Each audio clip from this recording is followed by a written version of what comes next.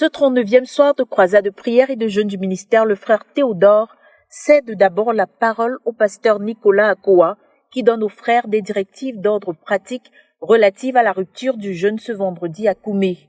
Que ce soit ici ou de retour à la maison, soyons sobres dans notre rupture du jeûne, recommande le leader, avant d'appeler les frères à rendre des actions de grâce au Seigneur, en particulier ceux-là qui ne l'ont jamais fait en public depuis le début de la croisade.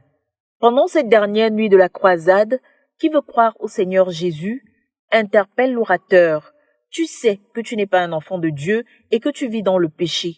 Tu pratiques la sorcellerie, l'adultère, tu mens et tu sais que si Dieu est vraiment Dieu et qu'il doit envoyer quelqu'un en enfer, tu mérites d'y aller. Tu pourrais nous mentir, mais ne te mens pas à toi-même. Nous voulons saisir cette opportunité pour t'aider à croire. On pourrait être un médecin et savoir quoi faire, mais le médecin ne se promène pas partout dans la rue pour chercher les malades.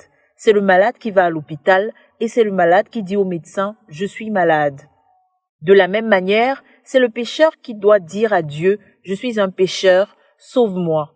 Si tu veux le dire à Dieu cette nuit, lève-toi, appelle-t-il. Tu pourrais avoir été un membre de l'Église pendant longtemps, mais tu es un pécheur. Jésus aimerait te sauver, mais il faudrait que toi-même tu dises à Jésus « Je suis un pécheur, sauve-moi », insiste-t-il. Saisis cette opportunité et viens à Christ. Ne lutte pas avec Dieu, ne lutte pas avec ta conscience. Lève-toi et viens devant afin que Dieu puisse te sauver. Ne laisse pas la croisade finir sans venir à Dieu. Seul l'Esprit de Dieu peut attirer les hommes, déclare-t-il avant d'appeler les dirigeants, à prier que les gens qui savent qu'ils ne sont pas sauvés saisissent cette opportunité pour venir à Christ et que le Seigneur accorde la vie éternelle à ceux qui se sont avancés alors que ceux-ci se retirent pour aller se repentir. Interpellant une autre catégorie, le frère Théodore déclare « Nous avons prié pendant les 40 jours, mais tu sais que Dieu t'a abandonné et tu sais pourquoi. Tu as scandalisé Dieu et tu sais quand tu l'as fait et tu sais que tu ne t'es pas repenti. Tu as prié, peut-être tu as jeûné, peut-être tu as confessé tes péchés aux dirigeants, mais tu sais que Dieu t'a abandonné parce que tu l'as scandalisé. La croisade va finir et ta seule joie sera que tu as aussi jeûné et prié comme les autres, mais tu sais que Dieu t'a abandonné et tu sais pourquoi.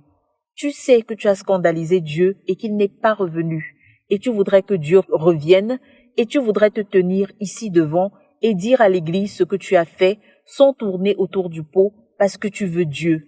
Tu veux Dieu à tout prix, peu importe qui va t'écouter.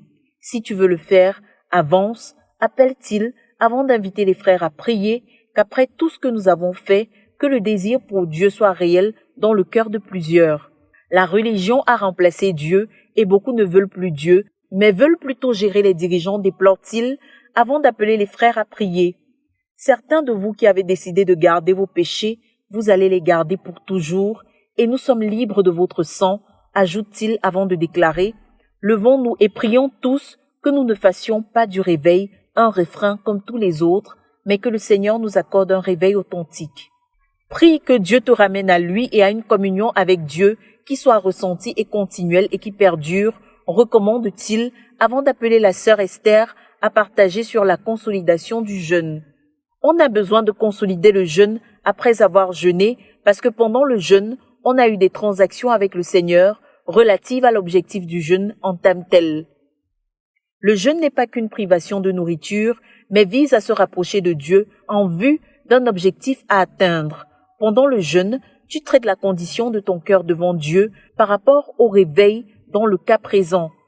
Comme le frère Zach nous l'a enseigné, des choses vont se passer entre Dieu et toi pendant le jeûne, mais parfois, le fardeau pendant le jeûne est si pesant que tu n'arrives pas à tout porter. Donc, après le jeûne, tu as besoin d'une période de consolidation pour continuer à gérer les choses que tu aurais dû gérer pendant le jeûne pour qu'elles ne se perdent pas.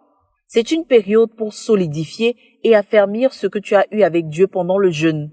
Par exemple, nous avons eu les enseignements du frère Théodore et les enseignements sur l'amour pour le Seigneur. Tu devras alors gérer les choses que tu n'as pas pu assimiler. C'est le moment de prier que le Seigneur te montre ce que tu n'as pas eu le temps de gérer pour te mettre en règle avec Dieu. Il pourrait y avoir des choses qui ne peuvent pas se gérer du coup, mais qui nécessitent des étapes d'obéissance. Tu dois continuer à travailler sur ton obéissance. La consolidation implique également une discipline. C'est une période où il faut s'imposer de la discipline pour continuer les choses que tu as commencées. Il faudra intégrer les enseignements que tu as reçus et les expériences que tu as eues avec le Seigneur et veiller à continuer. Il faut de la discipline pour s'assurer que la bonne chose est en train d'être faite et qu'on ne rentre pas aux anciennes habitudes qui nous avaient amenés à perdre notre premier amour pour le Seigneur, dans ce cas-ci, et la discipline pour continuer à écouter Dieu, ce qui va nous amener à planifier des moments de retraite pour être avec Dieu. Dans les 2 derniers chapitres de son livre intitulé « Le ministère du jeûne », le frère Zach parle de la consolidation et de la vie après le jeûne, de la page 321 à la fin en anglais et de la page 331 à la fin en français. Un exemple biblique qui m'a touché est celui du prophète Élie qui a marché 40 jours et 40 nuits après le jeûne, confie-t-elle. Et quand il est arrivé à la montagne de l'Éternel à Horeb, il s'est retiré dans une caverne et le Seigneur lui a parlé. Mais pendant le jeûne, le Seigneur ne lui avait rien dit de particulier, mais là, Dieu lui a donné des instructions. 1 Roi 19, versets 19 à 20.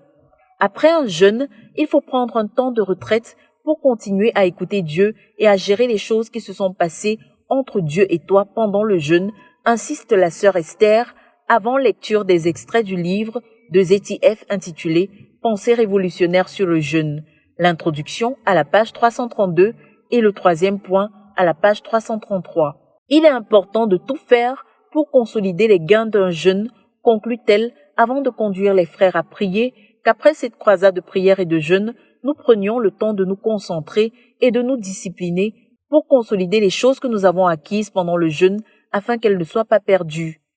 À prier, qu'on applique la discipline dans le manger pour qu'on ne gaspille pas notre jeûne. À prier pour appliquer la discipline qui consiste à continuer de confesser son amour chaque jour au Seigneur Jésus, car cela relève de la discipline et du travail dur afin d'aller d'un seuil d'amour pour le Seigneur Jésus à un autre seuil plus élevé.